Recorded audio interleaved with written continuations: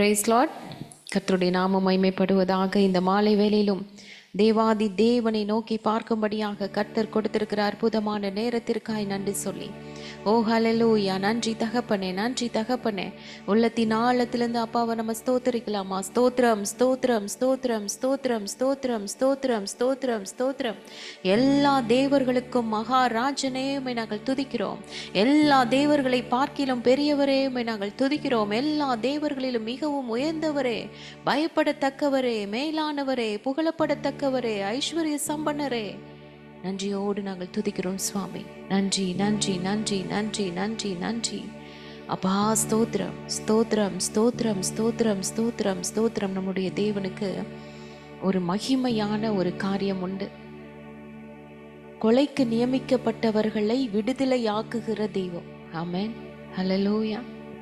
யாராலும் விடுதலை ஆக்க முடியாது என்று நிச்சயித்து இருப்பவர்களை நம் தேவனால் ஒரு செகண்ட்ல விடுதலை ஆக்க முடியும். அப்பேற்பட்ட வல்லமையுள்ள தேவன், மகிமையுள்ள தேவன். ஹல்லேலூயா. விழுகிற யாவரையும் தாங்குகிற தேவன், கட்டுண்டவர்களை விடுவிக்கிற தேவன். ஹல்லேலூயா, ஹல்லேலூயா. உள்ளத்தின் ஆழத்திலிருந்து அவ்வளவு பெரிய தேவனை, உயிரோடு கூட எழுந்தவரை நம்ம ஆராதிக்கலாமா? ஹல்லேலூயா. நன்றி தகப்பனே, நன்றியோடு நாங்கள் துதிக்கிறோம், துதிக்கிறோம், துதிக்கிறோம், துதிக்கிறோம், துதிக்கிறோம்.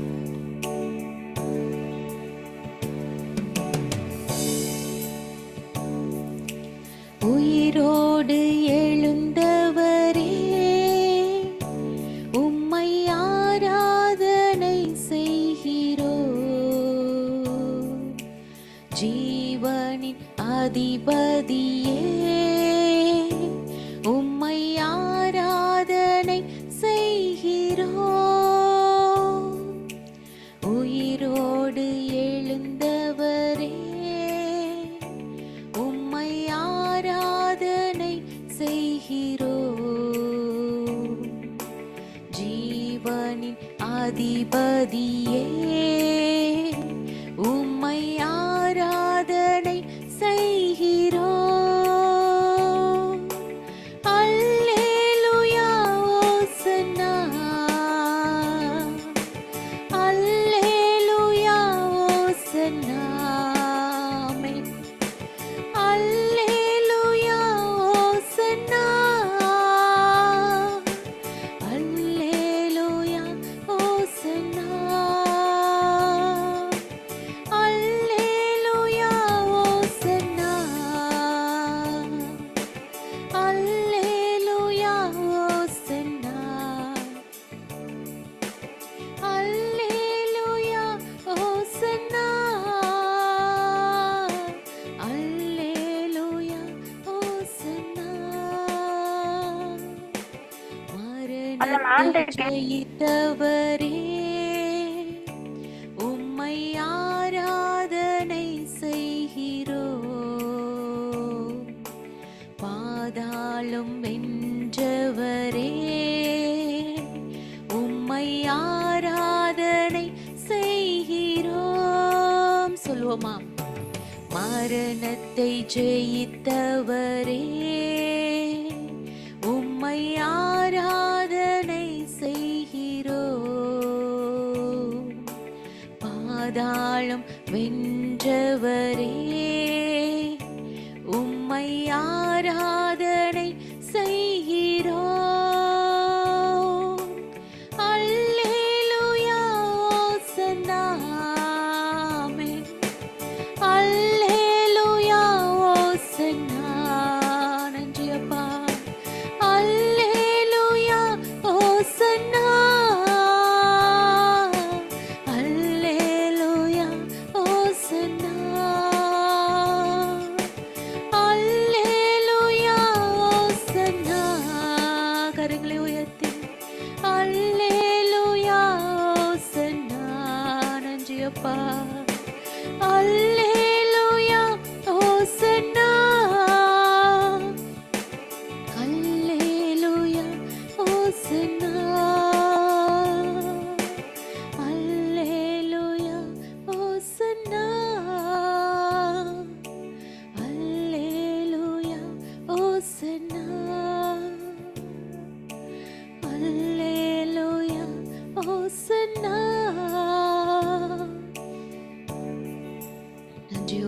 நாங்கள் துதிக்கிறோம் ஆண்டவரே. மரணத்தை ஜெயித்தவரே, பாதாளத்தை வென்றவரே, நன்றி அப்பா.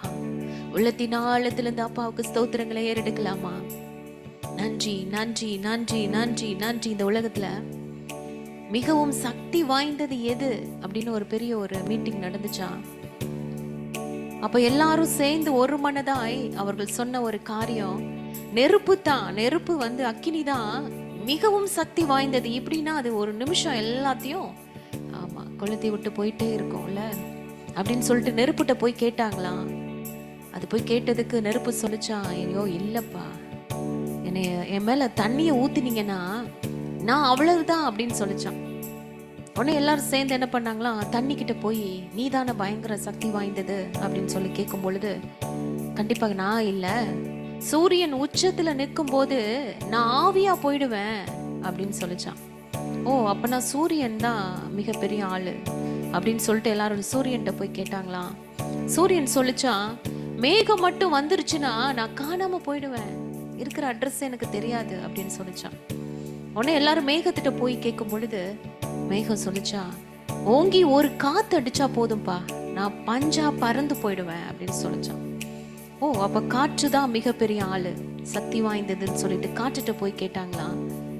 உடனே காத்து சொல்லிச்சா, நான் அப்படித்தான் நினைச்சிட்டு இருந்தேன், நினைச்சிட்டே நான் ஃபாஸ்டா அடிச்சு போய் ஒரு பெரிய மலை, அந்த மலையில போய் டம்முன்னு மோதி அப்படியே நின்னுட்டேன் பாருங்க அப்படின்னு சொல்லிச்சான். ஓகே மலை தான் அப்ப பெருசுன்னு சொல்லிட்டு மலைகிட்ட போய் கேட்கும் பொழுது, நான் இப்படித்தான் உட்கார்ந்துருப்பேன் பெருசா, ஆனா இந்த மனுஷன் இருக்கான் பாருங்க, ஒரு எந்திரத்தை கொண்டு வந்து இல்ல ஒரு வேட்டை வச்சு டமார்னு வெடிப்பான் பாருங்க, அவ்வளவுதான், நான் தரமட்டம் ஆயிடுவேன், ஒன்னும் இல்லாம போயிடுவேன் அப்படின்னு சொல்லிச்சான். உடனே எல்லாரும் சேர்ந்து, ஓ மனிதன் தான் பெரிய ஆளு அப்படின்னு சொல்லிட்டு, மனுஷா மனுஷா நீ தான் அந்த உலகத்துல சக்தி வாய்ந்தவனா அப்படின்னு சொல்லி போய் கேட்கும் பொழுது அவன் சொன்னானா, ஐயோ சாவுன்னு ஒண்ணு வரும் பாருங்க, அது எனக்கு வந்த உடனே நான் பொட்டுன்னு போயிடுவேன், ஒன்றும் இல்லாம போயிடுவேன், இருக்கிற இடம் தெரியாம போயிடுவேன், இவ்வளோ நாள் என் பேரை சொல்லி மரியாதையா கூப்பிட்டவங்க கூட இந்த பாடியை எப்போ எடுப்பீங்கன்னு சொல்லுவாங்க, ஒன்று இல்லாம போயிடுவேன் அப்படின்னு சொன்னாங்க. உடனே கடைசியா எல்லாம் அந்த சாவு தான் ரொம்ப பெருசு, உலகத்திலே ரொம்ப சக்தி வாய்ந்தது, அதை மாற்ற முடியாது, அதை யாராலும் யாருக்கும் தடுக்க முடியாது அப்படின்னு சொல்லிட்டு சாவுட்ட கேட்கும் பொழுது சாவு சொல்லிச்சான், எல்லாரையும் நான் விழுங்கினேன், ஒரே ஒருத்தர் இந்த உலகத்துல பிறந்து வளரும் வரை, ஆமென், அவரையும் எனக்குள்ள அடக்க பார்த்தேன், ஆனா மூன்றாவது நாள் என்னை உடைத்து கொண்டு வெளியே வந்தார், ஆமென். கல்லறையினால மரணத்தினால அவரை கட்டி வைக்க அடக்கி வைக்க முடியல, அவரே எல்லாவற்றிலும் உயர்ந்தவர், சக்தி வாய்ந்தவர், அவரே நம் சர்வ வல்லமை படைத்த சாவை ஜெயித்த இயேசு கிறிஸ்து. ஹல்லேலூயா ஹல்லேலூயா. எல்லாரும் ஆண்டவரை ஸ்தோத்திரிக்கலாமா? ஹல்லேலூயா. அப்பேற்பட்ட தெய்வம் நம்மோடு கூட இருக்கிறார். எத்தனை பேர் ஆமென் சொல்றீங்க?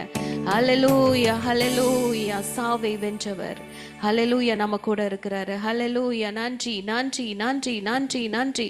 உள்ளத்தின் ஆழத்திலிருந்து அப்பாவுக்கு நம்ம ஸ்தோத்திரங்களை ஏறெடுக்கலாமா? யாராலும் எவராலும் அடக்கி வைக்க முடியாது, கல்லறையினால் அடக்கி வைக்க முடியாது, மரணத்தினால் அடக்கி வைக்க முடியாது. ஓ ஹல்லேலூயா. அவரே எல்லாவற்றிலும் உயர்ந்த தேவாதி தேவன். ஆண்டவரை நம்ம ஸ்தோத்திரங்கள் செலுத்தி நம்ம பாடுவோமா? நன்றி நன்றி நன்றி.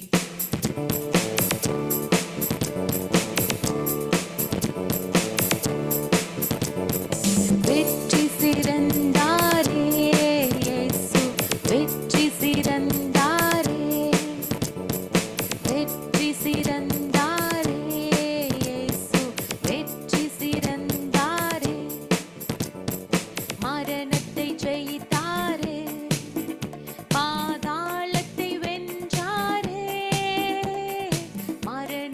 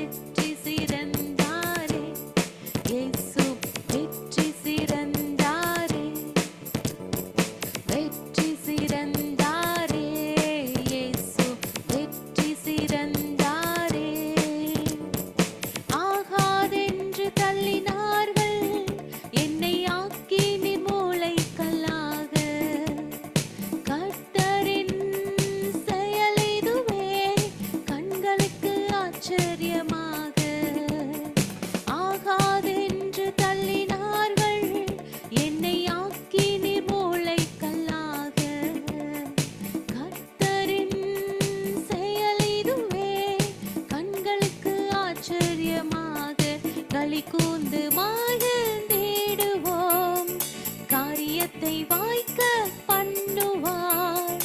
களி கூந்து மகிழ்ந்திடுவோம், காரியத்தை வாய்க்க பண்ணுவார். வெற்றி சிறந்தாரே இயேசு, வெற்றி சிறந்தாரே. கரங்களை உயர்த்தி சொல்லுவோமா? வெற்றி சிறந்தாரே என் இயேசு, வெற்றி சிறந்தாரே. மரணத்தை ஜெயித்தாரே, பாதாளத்தை வென்றாரே. ஆமென். மரணத்தை ஜெயித்தாரே, பாதாளத்தை வென்றாரே. ராஜாதி ராஜாவாய் என்றென்றும் ஆளுகை செய்கின்றார். ராஜாதி ராஜாவாய் என்றென்றும் ஆளுகை செய்கின்றார். சொல்லுவோமா? ராஜாதி ராஜாவாய் என்றென்றும் ஆளுகை செய்கின்றார். ராஜாதி ராஜாவாய் என்றென்றும் ஆளுகை செய்கின்றார். ராஜாதி ராஜாவாய் என்றென்றும் ஆளுகை செய்கின்றார். ராஜாதி ராஜாவாய் என்றென்றும் ஆளுகை செய்கின்றார்.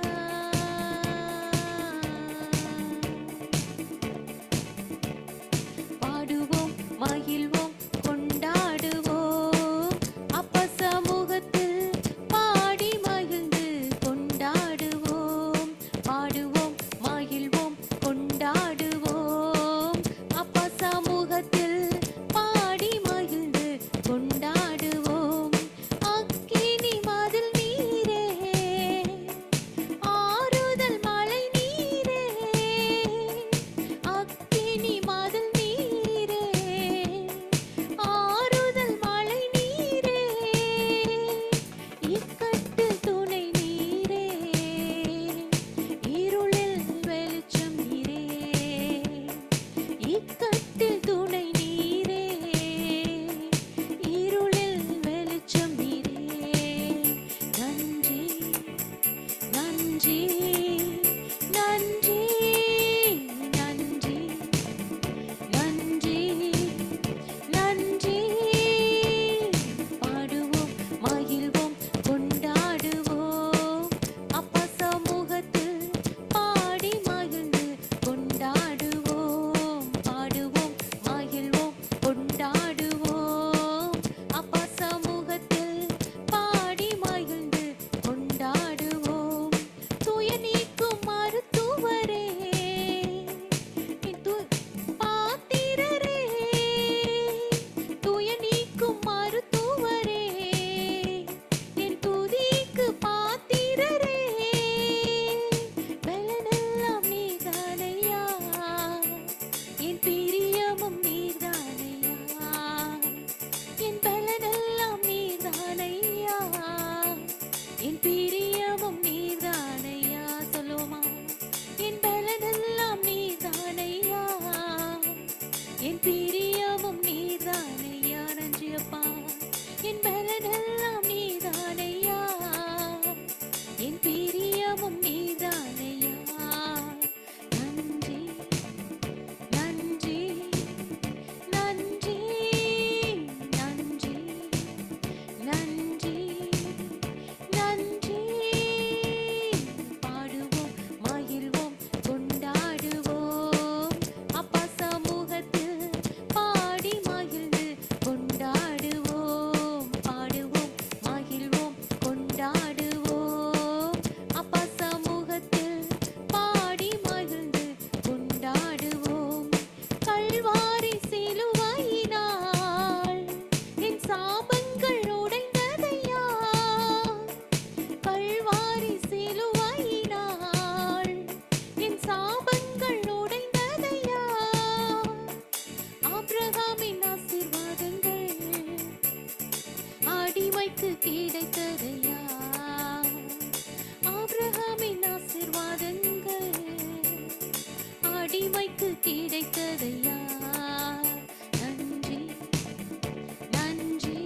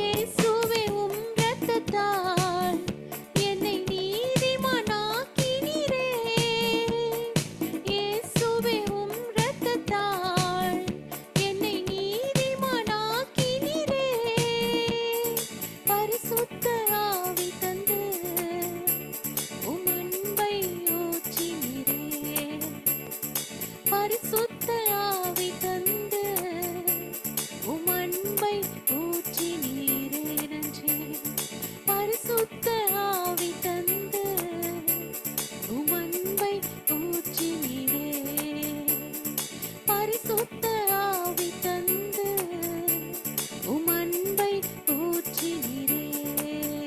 நன்றி நன்றி நன்றி நன்றி நன்றி நன்றி. பாடுவோம் மகிழ்வோம் கொண்டாடுவோம் அப்பா சமூகத்தில் பாடி மகிழ்ந்து கொண்டாடுவோம். பாடுவோம் மகிழ்வோம் கொண்டாடுவோம் அப்பா சமூகத்தில் பாடி மகிழ்ந்து கொண்டாடுவோம். பாடுவோம் மகிழ்வோம் கொண்டாடுவோம் அப்பா சமூகத்தில் பாடி மகிழ்ந்து கொண்டாடுவோம். ஆமென் ஆமென் ஆமென் ஆமென் ஆமென். ஓ ஹல்லேலூயா ஹல்லேலூயா ஹல்லேலூயா. யுத்தத்தில் பராக்கிரமம் உள்ளவரே, நன்றியோடு நாங்கள் துதிக்கிறோம். ஆண்டவரை நம்ம ஸ்தோத்தரிக்கலாமா? நன்றி ராஜா, நன்றி ராஜா.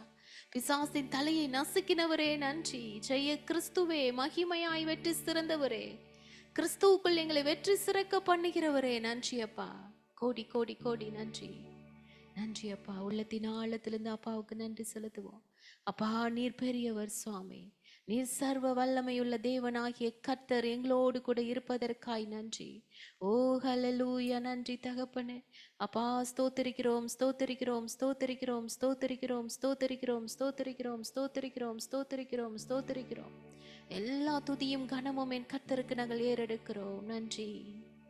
எப்போதும் இருக்கின்ற இனிமேலும் வருகின்ற எங்கள் ராஜாவே. சொல்லுங்க. எப்போதும் இருக்கின்ற இனிமேலும் வருகின்ற எங்கள் ராஜாவே. உம் நாமம் வாழ்க, உம் அரசு வருக, உம் சித்தம் நிறைவேறுக. அப்பாவை பார்த்து சொல்லுவோமா? உம் நாமம் வாழ்க, உம் அரசு வருக, உம் சித்தம் நிறைவேறுக. ஒரு விசை. உம் நாமம் வாழ்க, உம் அரசு வருக, உம் சித்தம் நிறைவேறுக. வழிகாட்டும் தீபம் துணையாளரே, தேற்றும் தெய்வமே. வழிகாட்டும் தீபம் துணையாளரே, தேற்றும் தெய்வமே. அன்பால் பலத்தால் அனல் மூட்டும் ஐயா, அபிஷேகநாதரே ராஜா. அன்பால் பலத்தால் அனல் மூட்டும் ஐயா, அபிஷேகநாதரே. கரங்களை உயர்த்தி சொல்லுங்க. ஆராதனை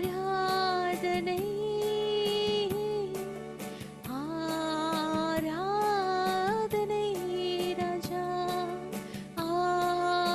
ஆராதனை ஆராதனை. என் நண்பர் இயேசுவுக்கே. நன்றி அப்பா. என் நண்பர் இயேசுவுக்கே. விலையேற பெற்ற உம் இரத்தத்தால் விடுதலை கொடுத்தீர். விலையேற பெற்ற உம் இரத்தத்தால் விடுதலை கொடுத்தீர். அன்பால் பலத்தால் அனல் மூட்டும் ஐயா, அபிஷேகநாதரே. ராஜாக்களாக தேவியராக உமக்கென தெரிந்து கொண்டே. நன்றி நன்றி. அன்பால் பலத்தால் அனல் மூட்டும் ஐயா, அபிஷேகநாதரே ராஜா. சொல்லுங்க. அன்பால் பலத்தால் அனல் மூட்டும் ஐயா, அபிஷேகநாதரே.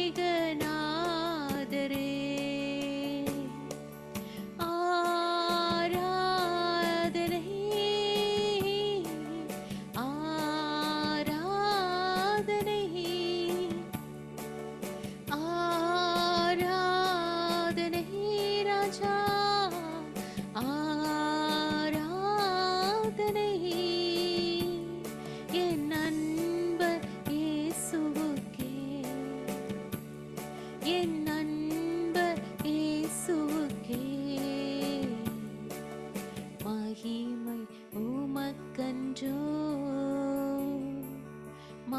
மாட்சிமை உமக்கன்றோ,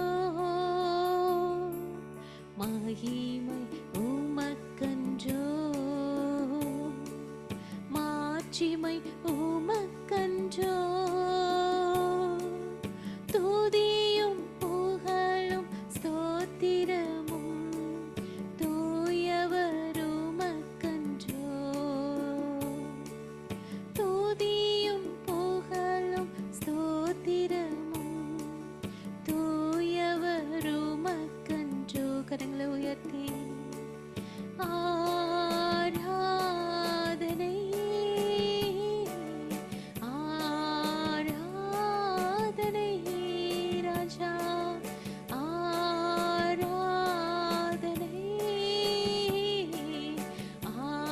ஆராதனை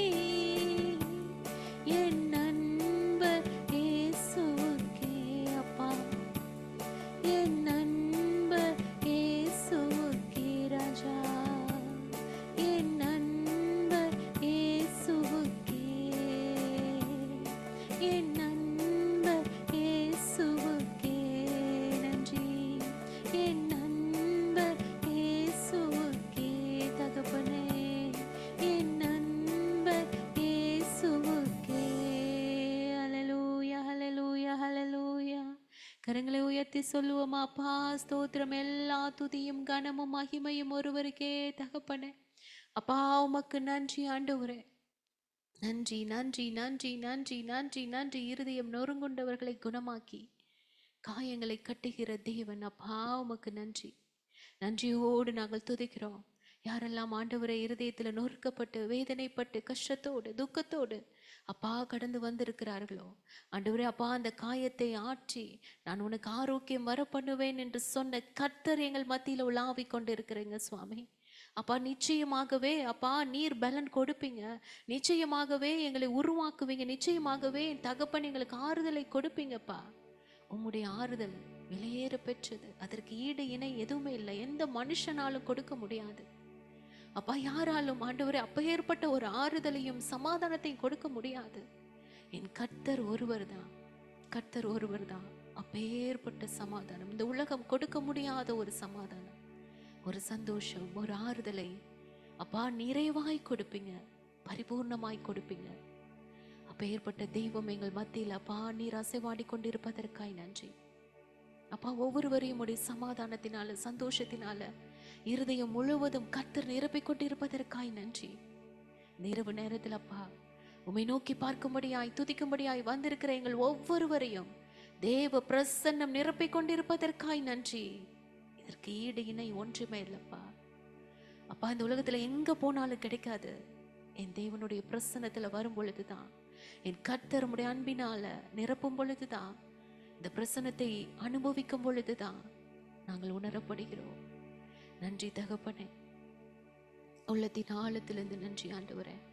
நன்றி அப்பா, நன்றி அப்பா, நன்றி அப்பா, நன்றி அப்பா, நன்றி அப்பா. அப்பா ஸ்தோத்திரம், உடைய பிரசன்னத்திற்காய் நன்றி. என் சர்வ வல்லமையுள்ள தேவன் எங்கள் மத்தியில் உலாவிக் கொண்டிருப்பதற்காய் நன்றி அப்பா. ஸ்தோத்திரம், ஷெக்கினா மகிமை கடந்து வருவதற்காய் நன்றி அப்பா. ஸ்தோத்திரம், நாங்கள் இருக்கிற இந்த அறை முழுவதும் கர்த்தருடைய மகிமை இறங்கி கொண்டிருப்பதற்காய் நன்றி. சிங்காசனத்தில் வீற்றிருக்கிறவர் அப்பா நீர் எழுந்து நின்று உம்முடைய கரத்தை எங்களுக்கு நேராய் நீட்டிக் கொண்டிருப்பதற்காய் நன்றி, உம்முடைய செங்கோலை நீட்டிக் கொண்டிருப்பதற்காய் நன்றி. நன்றி தகப்பனே, நன்றி அப்பா. உம்முடைய தூதர் சேனைகள் அப்பா அப்பா ஸ்தோத்திரம் மக்னாயும் அப்பா சூழ்ந்து கொண்டிருப்பதற்காய் நன்றி.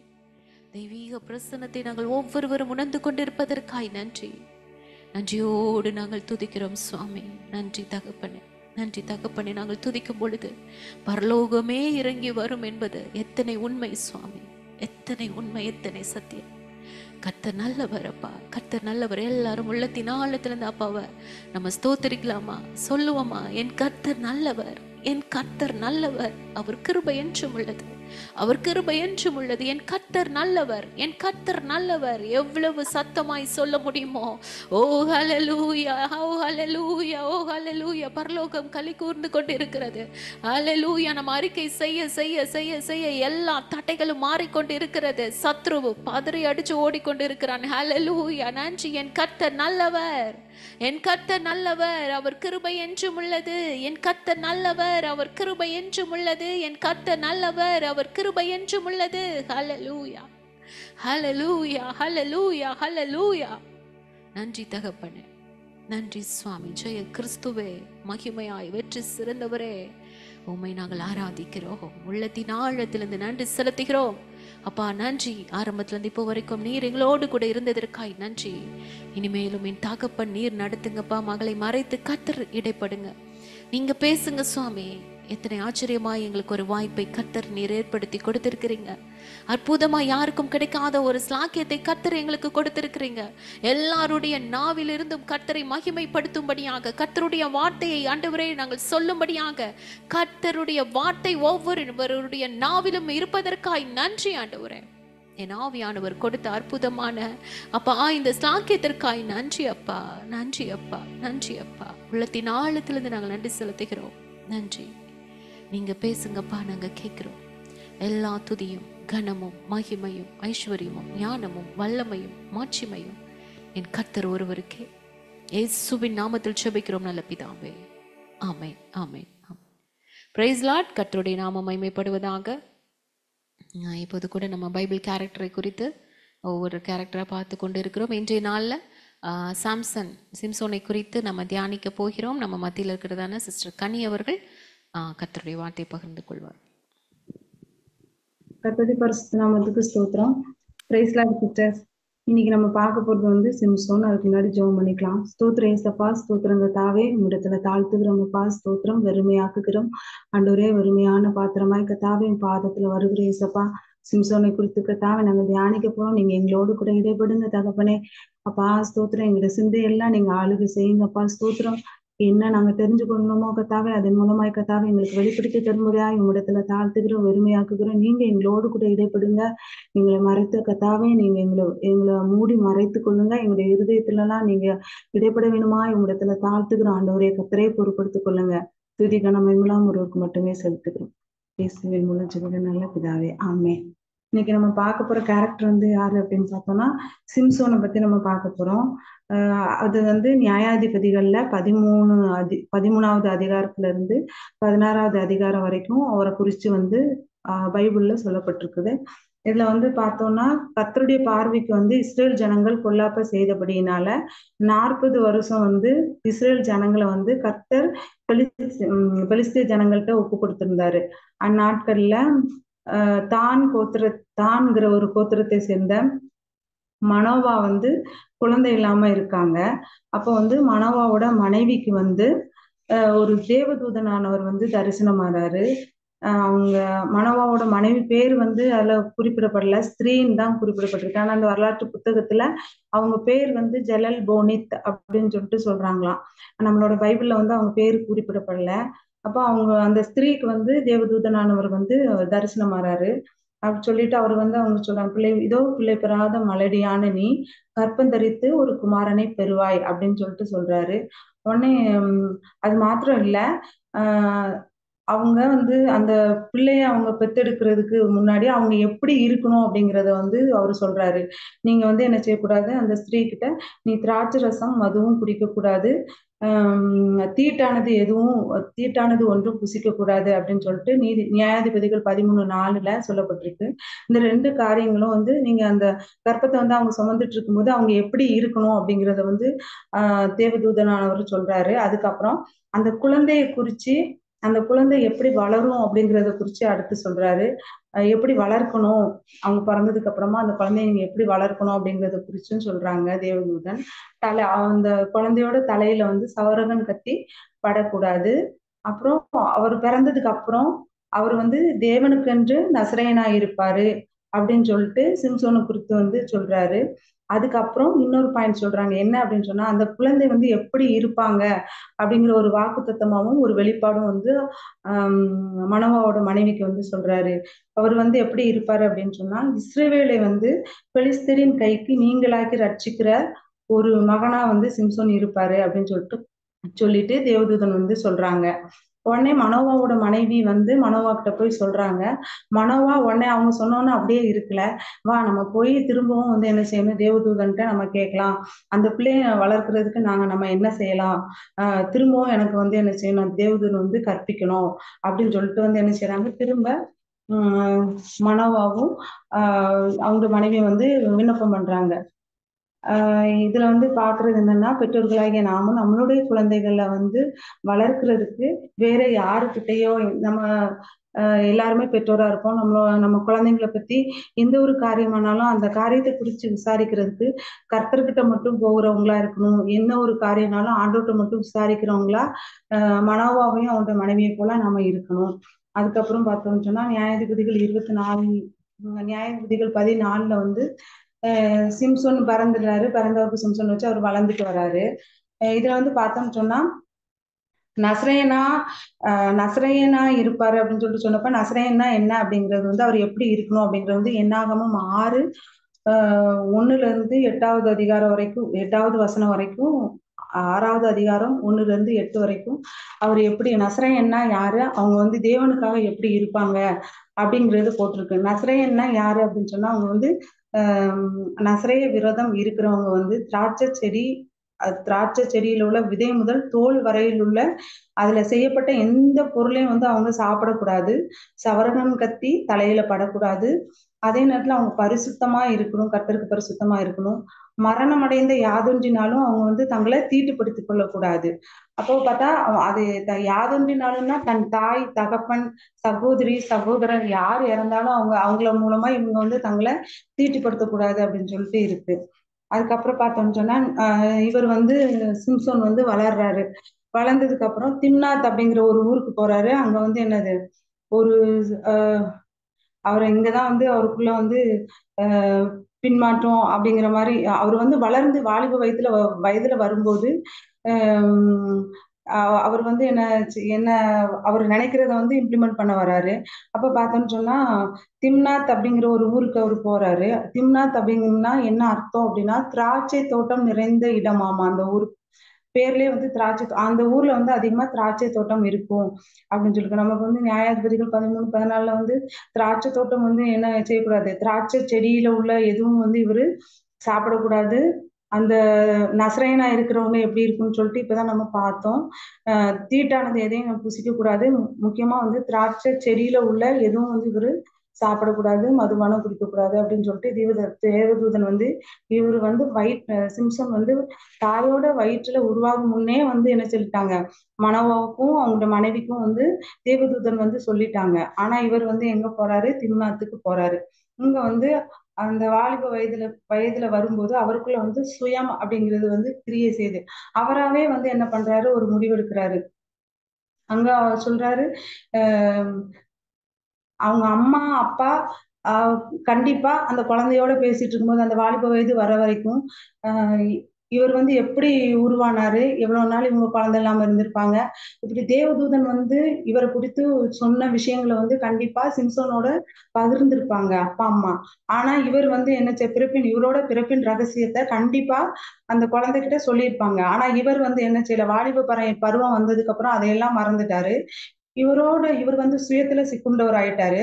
நியாயாதிபதிகள் 1, 2ல வந்து என்ன சொல்றாரு அவங்க அம்மா அப்பாட்ட, நான் ஒரு பெண்ணை கண்டேன் எங்க திம்னாத்துல, அவளை எனக்கு கொள்ள வேண்டும் அப்படின்னு சொல்லிட்டு சொல்றாரு. அப்ப இங்க வந்து பார்த்தோம்னு சொன்னா கண்களின் இச்சை அவருக்குள்ள வருது.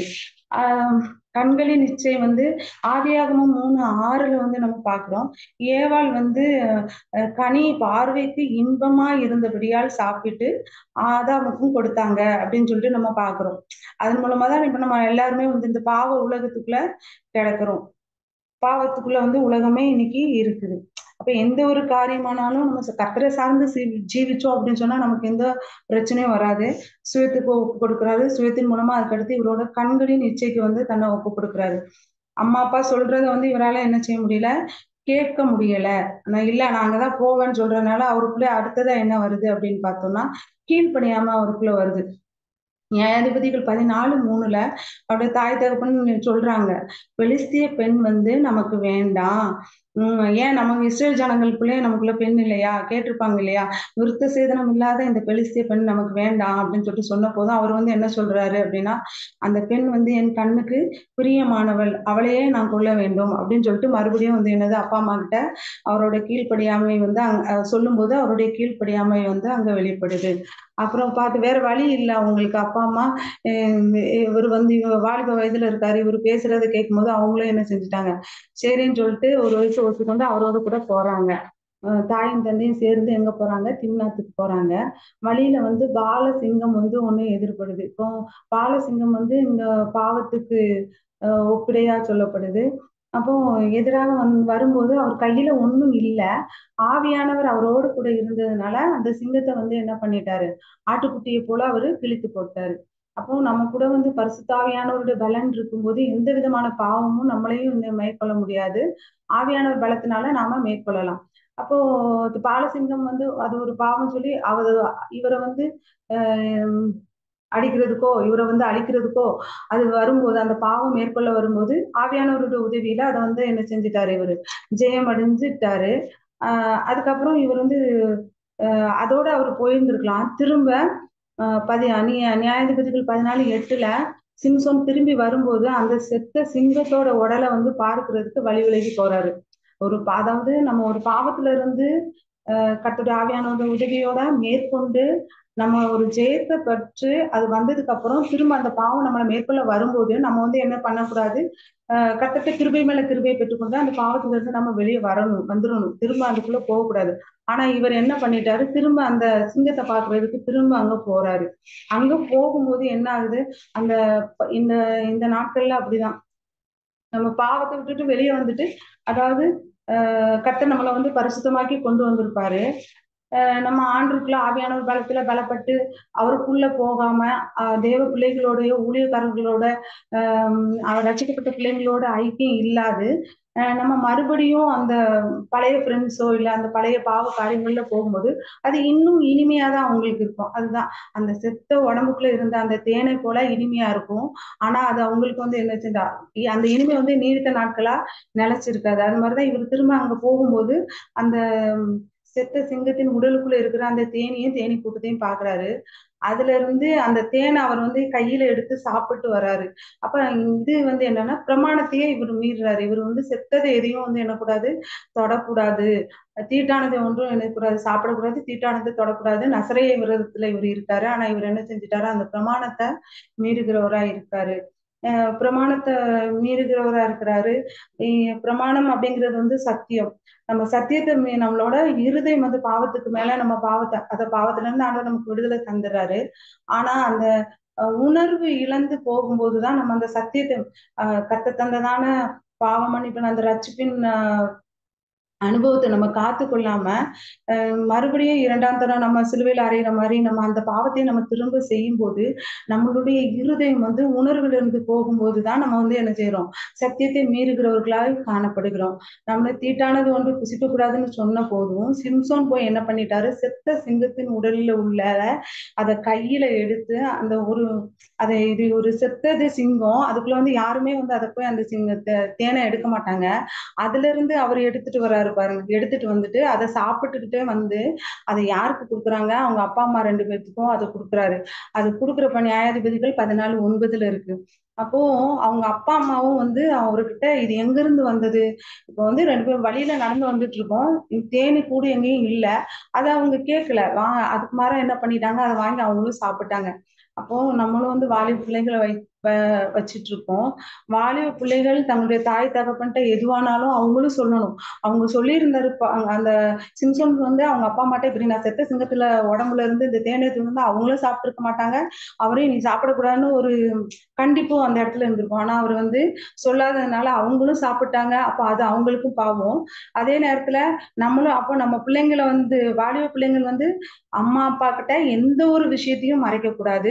அது எதுவா இருந்தாலும் அவங்கள விட இந்த உலகத்துல பிள்ளைங்க மேல ஒரு பேரண்ட்ஸை விட அன்பு செலுத்துறவங்க, ஒரு கருணை உள்ளவங்க யாரும் கிடையாது. அதுக்கு எல்லாருமே 2ஆம் பட்சம் தான். அதனால எதுனாலும் என்ன பண்ணிடணும், அவங்க அம்மா, அப்பாட்ட சொல்லணும். அதே மாதிரி தாய் தகப்பனும் எங்கருந்து கொண்டுட்டு வராங்க, என்ன ஒரு பொருள் கொண்டு வந்தாலும், அத விசாரிக்கிறவங்களா இந்த நாட்கள்ல நம்ம காணப்படணும். ஏன் எங்கிருந்து வந்தது அப்படின்னு கேட்கும்போது பிள்ளைங்களுக்கு ஒரு பயம் வரும். அப்ப அவங்கள பத்தி நாமளும் அறிஞ்சு கொள்ளலாம்.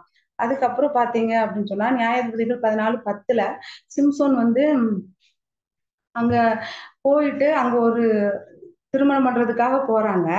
அங்க போன இடத்துல வந்து தேவையில்லாத வீண் பேச்சு அங்க காணப்படுது. விடுகதைய சொல்லி, இவருங்க தேன் சாப்பிட்டு போனத பேசாம இருந்திருக்கலாம். அங்க போயிட்டு என்ன பண்றாரு, வீண் பேச்சுக்கு வந்து இடம் கொடுக்குறாரு. தோழர்கள் கிட்ட வந்து, "நீங்க நான் ஒரு விடுகதை சொல்றேன்.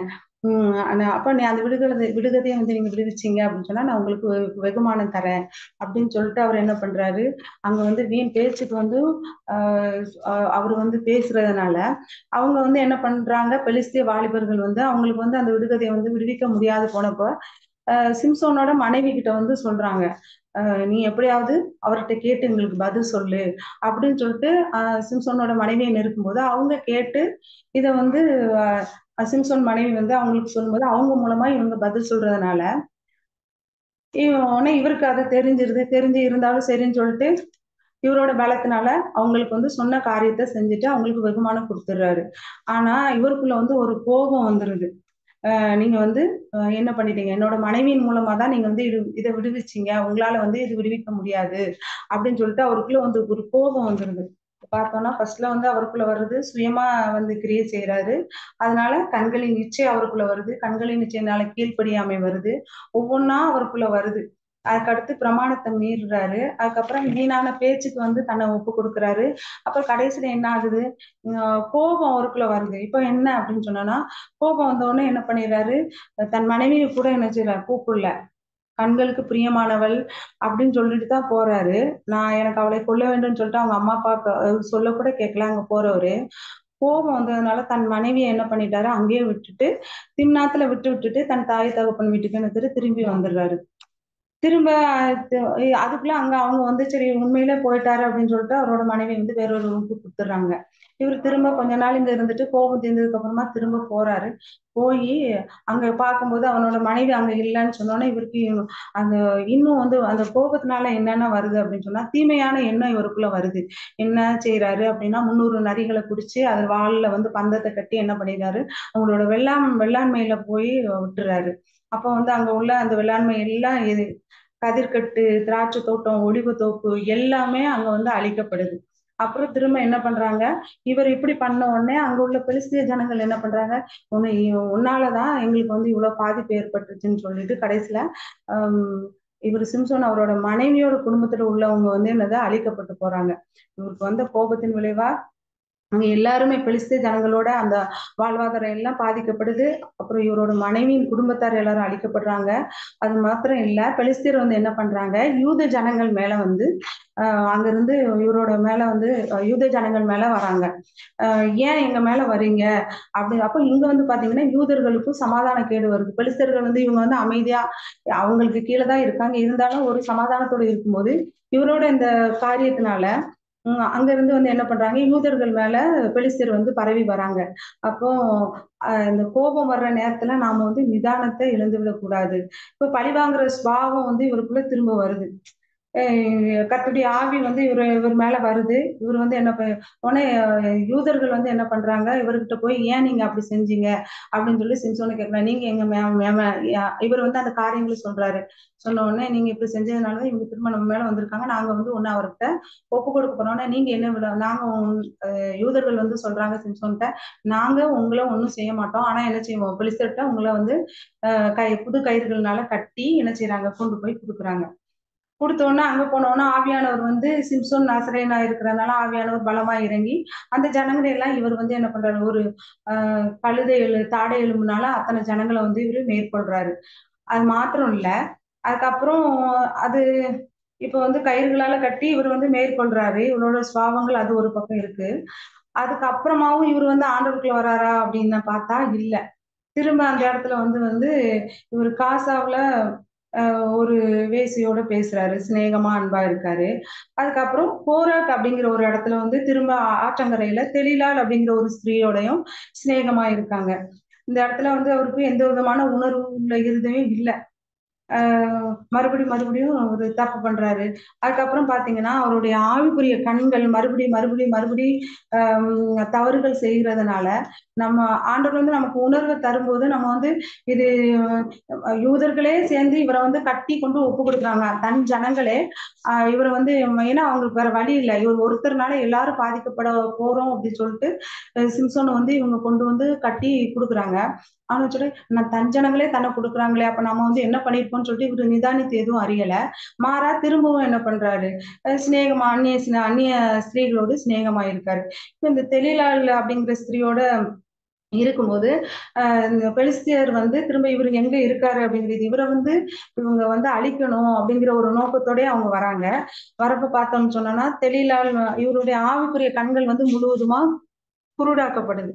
இப்ப பார்த்தோம்னா தெலீலாள்கிட்ட வந்து இருக்காரு அப்படின்னு சொன்னோன்னா அவங்க கிட்ட வந்து பெலிஸ்தியர் வந்து சொல்றாங்க, நீங்க வந்து சிம்சோன் எதனால இவ்வளவு பலமா இருக்கிறாரு அப்படிங்கறத வந்து நீ எங்களுக்கு வெளிப்படுத்தி தந்தா நாங்க வந்து என்ன செஞ்சிருவோம், உனக்கு நாங்க வெள்ளி காசுகள் தருவோம் அப்படின்னு சொல்லிட்டு சொல்றாங்க. சொன்ன உடனே ஆனா சரின்னு சொல்லிட்டு அந்த தெளிலால் அவங்களுக்கு என்ன வேணும், அவங்களுக்கு காசு மட்டும்தான் வேணும், இவர் தானா அப்படின்னு சொல்லிட்டு அவங்க என்ன பண்ணிடுறாங்க, இவர்கிட்ட வந்து கேட்க ஆரம்பிக்கிறாங்க. நீங்க தெலீலாள் சிம்சோனை வந்து சிறுமைப்படுத்துறதுக்கு அவங்க வந்து தெலீலாள் முன் வந்துட்டாங்க. ஆனா இவருக்கு வந்து ஆவிக்குரிய கண் இழந்து எந்த உணர்வும் இல்லாததுனால அவருடைய சரீரத்தின் கண்ணு கூட பிடுங்கப்படுற நிலைமைக்கு இவர் வந்து போறாரு. பாத்தீங்க அப்படின்னு சொன்னா ஏழு ஒவ்வொரு காரியமா கேக்குறாங்க, தெளிவால் ஒவ்வொரு தடவையும் கேக்குறாங்க, எதனால உங்களுக்கு இவ்வளவு பலம் இருக்கு, எது எது இல்லாது இருந்தா உங்களை வந்து இந்த பலத்தை வந்து நாங்க மேற்கொள்ள முடியும், எந்த பலத்தினால நீங்க பண்றீங்கப்போ. அப்ப இவர் சொல்றாரு, 7 அகனி நாற்கயிறுனால என்னை கட்டுனா நான் வந்து நீங்க என்னை மேற்கொள்ளலாம் அப்படின்னு சொல்லும்போது அதே மாதிரி அவங்க வந்து பெலிஸ்தருக்கு வெளிப்படுத்தி அவங்க வந்து கட்டுறாங்க. 2வது தடவை புது கயிறுகளால கட்ட சொல்றாரு, அதே மாதிரி பெலிஸ்தர் வந்து கட்டுறாங்க. 3வது தடவை 7 ஜடைகளை வந்து பாவோட பின்னி விட்டால் போதும்னு சொல்றாங்க, அப்பவும் வந்து கட்டுறாங்க. சரி, 1 தடவை 2 தடவை 3 தடவை அது வரைக்கும் அவங்களோட மடியில படுத்திருக்காங்க, அவங்களும் சுத்தமா உணர்வு இல்லை. நம்மளை காமிச்சு கொடுக்குற அந்த ஸ்திரீ மடியில நம்ம படுத்திருக்கோமே அப்படிங்கிற ஒரு ஒரு உணர்வு இல்லை. ஏன் அப்படின்னா அந்த அவங்க வந்து எல்லாத்தையுமே இழந்துட்டாங்க, ஆவிக்குரிய அந்த காரியங்கள் எல்லாவற்றையும் சிம்சோன் இழந்துட்டாங்க. அதுக்கப்புறம் தான் திரும்பவும் அவங்க வந்து அலட்டிட்டே இருக்காங்க. அவங்க உண்மையான சிநேகம் அவங்க கிட்ட இருந்திருந்தா சிம்சோனை வந்து பெலிஸ்தர்கிட்ட காமிச்சு கொடுக்க மாட்டாங்க, இவர் சொல்றத வந்து அவங்க சொல்ல மாட்டாங்க. ஆனா அந்த உணர்வு கூட இவர் சிம்சோனுக்கு வந்து இல்லை. அதனால என்ன பண்ணிட்டாரு, கடைசியில இவர் வந்து விசனப்பட்டு எல்லா காரியங்களையும் வந்து தெலீலாளுக்கு வெளிப்படுத்திடுறாங்க. தெலீலாள் உடனே வந்து என்ன பண்ணிட்டாங்க, பெலிஸ்தர்கிட்ட சொல்லி அதே மாதிரி இவரை வந்து சிறுமைப்படுத்த தொடங்கிடுறாங்க. சிறுமைப்படுத்தினதுக்கு அப்புறமா இவர் அதே மாதிரி எந்திரிக்கும் போது இவரால ஆவியானவருடைய பலன் அவரை விட்டு போனதுனால எந்திரிக்க முடியல. இந்த இடத்துல பார்த்தோம்னு சொன்னா அவருடைய சரீர பிரகாரமான கண்ணும் வந்து பிடுங்கப்படுது. இப்ப பார்த்தோம்னா மத்தேயு 6:22 கண்ணானது சரீரத்தின் வெளிச்சமா இருக்கிறது, உன் கண் தெளிவா இருந்தால் உன் சரீரம் முழுவதும் வெளிச்சமா இருக்கும் அப்படின்னு சொல்லிட்டு போட்டிருக்கு. இப்ப பார்த்தா இவர் வந்து கண் பிடுங்கப்பட்டு வெண்கல விலங்கு போட்டு எல்லாருக்கும் முன்பாக வேடிக்கை காட்டுகிற ஒரு மனிதராக காணப்படுறாரு. இஸ்ரேல் ஜனங்களை பெலிஸ்தர்கிட்ட இருந்து ரட்சிக்கிறதுக்காக வாக்குத்தத்தம் பண்ணப்பட்டு தாயின் கற்பத்துல உருவான ஒரு மகன் இந்த நாட்கள்ல வந்து அவர் வந்து தேவையில்லாத அந்நிய ஸ்திரீகளோடு அந்த தொடர்பு வைத்திருந்ததுனால ஆவியானவர் உணர்த்தி கொடுக்குற நேரத்துல வந்து என்ன செய்யல, இவரு உணராம அந்த பாவ காரியங்களுக்கு தன்னை ஒப்பு கொடுத்ததுனால அவர் பெலிஸ்தர் கைகளுக்கு இஸ்ரேல் ஜனங்களை விற்க வேண்டிய அவர் வந்து என்ன பெலிஸ்தியர்களால் கைவிலங்கு போட்டு அவங்க வெண்கல விலங்கு போட்டு அவங்களோட இடத்துக்கு வேடிக்கை காட்டுகிற ஒரு மனிதனை போல கொண்டு போகப்படுகிறார். அது போலதான் நாமளும் ஆவியானவர் நமக்கு வந்து அநேக காரியங்களை வெளிப்படுத்தி தருவாங்க, நம்மளோட குற்றங்கள் குறைகளை வந்து உணர்த்தி தருவாங்க அப்பப்ப. ஆனா அந்த காரியங்களை வந்து நம்ம அறிக்கையிட்டு ஒரு தடவைக்கு 2 தடவைங்கும் போது அந்த மனஸ்தாபப்படலை அப்படின்னு சொன்னா அதுக்கப்புறம் நமக்கு வந்து அது பாவம் என்கிற காரியம் பாவமாவே தெரியாது. மாறா நமக்கு வந்து அது சாதாரண ஒரு விஷயமா தோணிரும். அதனால நிறைய தெளிலாளை போன்றவர்கள் நம்மளுடைய ஜீவியத்துல வருவாங்க. அதையெல்லாம் நம்ம வந்து கண்டு கண்டுபிடிக்கணும். அந்த ஆஹா இவங்க தெளிலால் மாதிரி இவங்கள விட்டு நம்ம விலகணும். இவங்க பலதரப்பட்ட ஜனங்க ஆத்துமாக்கள் வந்து உண்டு. ஒவ்வொருத்தரும் ஒவ்வொரு விதமா இருப்பாங்க. ஒரு சிலர் வேணா நம்மள வந்து ஆவிக்குள்ள நடத்துறவங்களா இருப்பாங்க. ஒருத்தவங்க நம்மள தேல போல கொட்டுறவங்களா இருப்பாங்க. ஒருத்தவங்க வந்து நம்மள சிறுமைப்படுத்துறதுக்காகவே நிறைய பேர் இருப்பாங்க. ஆனா அவங்களெல்லாம் மேற்கொண்டு அவங்கள பகுத்தறியக்கூடிய ஒரு சிந்தைய வந்து ஆவியானவர் நமக்கு தருவாங்க. அத நம்ம வந்து பிரயோஜனப்படுத்திக் கொண்டு இந்த நாட்கள்ல ஜீவிக்கணும். அது மாத்திரம் இல்ல, சிம்சன் இந்த காரியங்கள இந்த இத படிக்கும்போது எனக்கு இன்னும் அவரோட அந்த அவரோட வாழ்க்கை சரீரத்தை படிக்கும்போது உம் இந்த மாதிரி காரியங்கள் மாத்திரம் தான் ஏசப்பா எனக்கு வெளிப்படுத்தி தருது.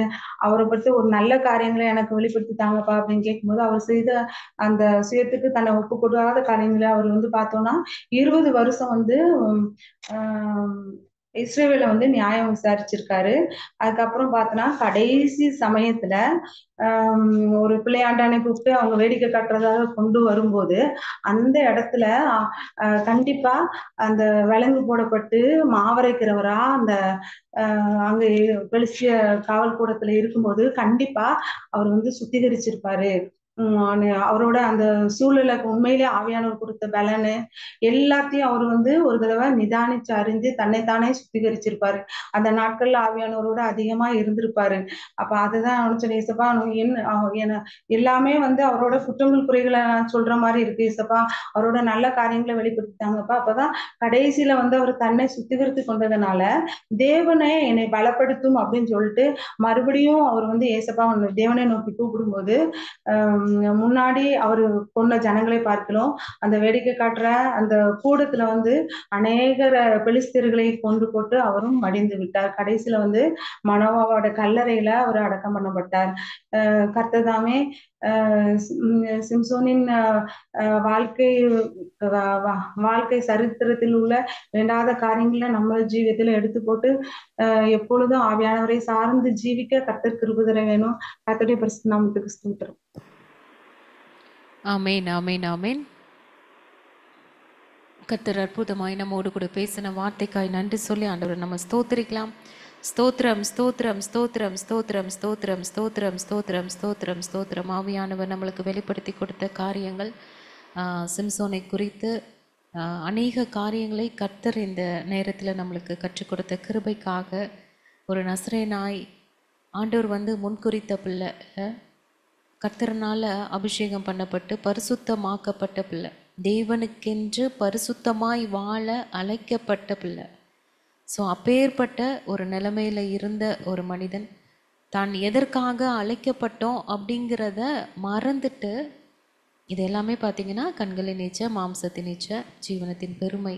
ஸோ பிசாசு தந்திரமாய் நம்ம எல்லாருமே இதில் புரிந்து கொள்ள வேண்டிய ஒரு காரியம் என்னென்னா, நம்ம எல்லாருமே கர்த்தருக்காக கர்த்தர்னால அழைக்கப்பட்டு பரிசுத்தமாக்கப்பட்டு இந்த பூமியில் அவருடைய திட்டத்தை அவருடைய காரியத்தை எதற்காக இந்த பூமிக்கு வந்தோமோ தேவனுடைய சித்தத்தை நிறைவேற்றுவதற்காக தான் இந்த பூமியில் நம்ம வாழ்ந்து கொண்டிருக்கிறோம். ஆண்டவர் நம்மளை தாயின் கருவில் உருவாகும் முன்னே நம்ம தெரிந்தெடுத்து பெயர் சொல்லி அழைத்து நம்மையும் வளர்த்து ஆளாக்கி வைத்து கொண்டு பாதுகாத்து கொண்டு இருக்கிறார். ஆனால் நம்ம என்ன செய்து கொண்டிருக்கிறோம்?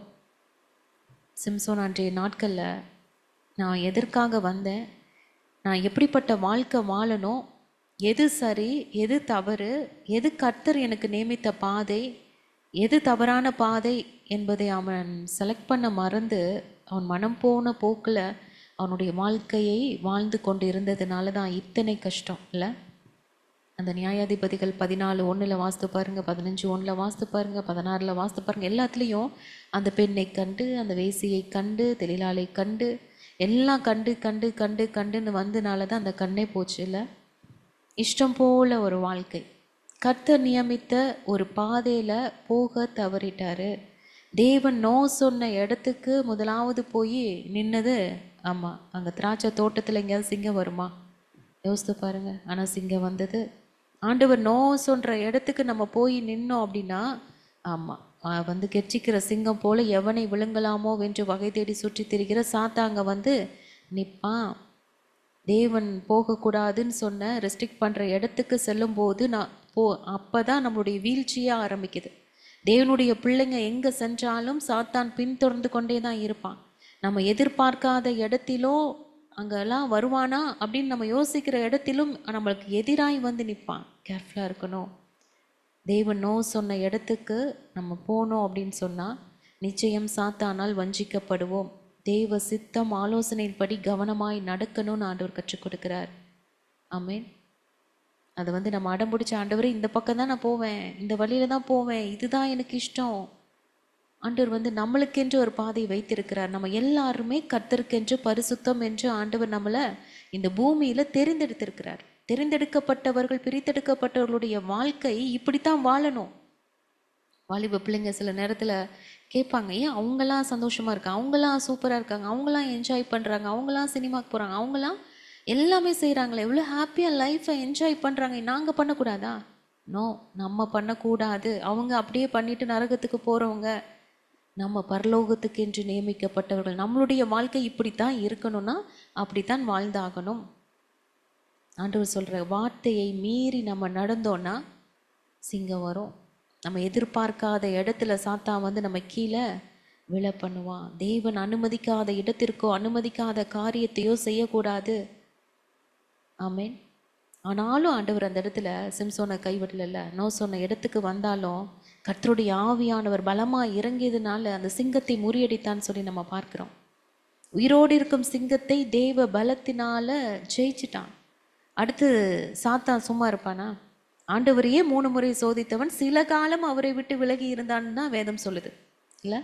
கொஞ்ச காலம் நம்ம வந்து அப்படி ஜெயிச்சிட்டோம், நம்ம சந்தோஷப்பட்டுட்டு இருக்கிற நேரத்தில் இன்னொரு பிரச்சனை எது மூலமாவது அவன் உள்ளே வர்றதுக்கு ட்ரை பண்ணுவான். எப்படா சான்ஸ் கிடைக்கும், எப்போ இந்த தேவ ஜனங்களை வில பண்ணலாம், தேவனுக்கு விரோதமாக பாவம் செய்ய வைக்கலான்னு சுற்றித்தே தான் இருப்பான்.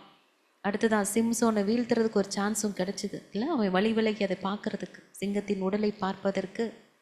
அவன் செய்த 2வது தவறு இல்லை, தேவனுக்கென்று நசரேனாய் இருப்பவன் செத்த பிரேத தண்டைக்கு போகக்கூடாது. இந்த எச்சரிப்பை மறந்து செத்த சிங்கத்தை பார்க்கும்படி வழி விலகி போறான். உயிருள்ள சிங்கத்தை ஜெயித்தவன் இங்கு செத்த சிங்கம் இவனை ஜெயிச்சிருச்சு.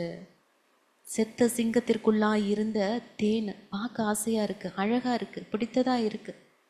சில பேருக்கு வெளியில இருக்கிற செத்த சிங்கம் தெரியாது, உள்ள இருக்கிற தேனு தான் தெரியும். அதை பார்த்த உடனே அது மேல இருக்கிற ஒரு அட்ராக்ஷன்ல கீழே விழுந்து ஆமா ஆண்டவருக்கு விரோதமாய் பாவம் செய்ய ஆரம்பிச்சிருவாங்க. ரொம்ப ஜாக்கிரதையாக இருக்கணும். தேவ பிள்ளைகளாகிய நாம் நம்மளுடைய பழைய பாவத்திலிருந்து விடுதலையாகி ரட்சிக்கப்பட்டு ஆண்டவரை ஏற்றுக்கொண்டதுக்கு பின்னாடி இந்த பாவத்தை ஜெயித்த இடத்திற்கோ இல்லை பழைய பாவம் சம்பவித்த அந்த காரியத்திற்கோ நம்ம போனோம் அப்படின்னு சொன்னால் திரும்பவும் வீழ்ச்சியும் ஆரம்பிக்கும். ரொம்ப ரொம்ப ஜாக்கிரதையாக இருக்கணும். நம்ம பாவத்தை தான் ஜெயிச்சாச்சே, தேவனுக்குள்ள நல்லா இருக்கேன்னு நம்ம சுய விருப்பத்தில் தேவ பாதையை விட்டு திடீர்னு விலகி போனோன்னா செத்த சிங்கம் நம்மை ஜெயிக்கும். ஒரு டெம்டேஷன். இந்த செத்த சிங்கம் யார் கண்ணுக்கும் தெரியல, ஆனால் உள்ளே இருக்கிற தேன் தெரிய ஆரம்பிச்சிருச்சுன்னா விழுந்து போயிடுவோம். சின்ன பாவம் தானே இல்லை? ரொம்ப ஜாக்கிரதையாக இருக்கணும். பிரசங்கில ஒரு வார்த்தை இருக்குது, 10ஆம் அதிகாரம் 1ல், செத்த ஈக்கள் தைலக்காரனுடைய பரிமள தைலத்தை நாரி கெட்டு போக பண்ணும். எவ்வளோ பெரிய வாசனையாக இருந்தாலும் ஒரு செத்த ஈ போதுமே இல்லை? அந்த தைலம் முழுவதையும் நாரி போக பண்ணுவதற்கு 2 வெள்ளிப்பணம் போதும் கேயாசி கீழே விழுறதுக்கு இல்லை? 30 வெள்ளிக்காசு போதும் யூதாஸ் விழுந்ததுக்கு, ஒரு கூழ் போதும் ஏசா விழுந்ததுக்கு, சின்ன பொறாம தான் சவுல் விழுந்ததுக்கு. யோசித்து பாருங்க. நம்ம பழைய பாவத்தை மேற்கொள்ளணும்னா தேவ ஆவியானவர் நம்ம கூட இருக்கணும். அதே மாதிரி கடைசி அவன் பண்ண காரியம் கண்களின் நீச்ச இல்லை? தேவையில்லாத நட்பு. ஆண்டவர் சொல்லுவார், தேவையில்லாத இந்த காரியத்தை விலக்கி போடும் மகளே, இது வேண்டாம், இந்த நட்பு வேண்டாம், இந்த காரியம் வேண்டாம், இந்த சாவகாசம் வேண்டாம், நீ நீக்கி போடு, விட்டுட்டு வான்னு சொல்லுவார். ஆனால் நம்மளுக்கு சில காரியங்களையும் இவங்க பார்க்க நல்ல ஒரு ஃப்ரெண்ட்ஷிப் இல்லை, நல்லா ஹெல்ப் பண்ணுறாங்க, வசதியானவங்க, அழகானவங்க, இவங்கள்ட்ட ஃப்ரெண்ட்ஷிப் வச்சுட்டா நம்மளுக்கு நல்ல ஒரு மரியாதை, சூப்பரான ஒரு லைஃப் இருக்கும் அப்படின்னு நம்ம நினைக்கலாம். ஆனால் ஆகாத சம்பாஷணைகள் நல்லொழுக்கங்களை கெடுக்கும் என்று வேதம் சொல்கிறது. வேண்டாத நட்பு கண்களை குருடாக்கும்.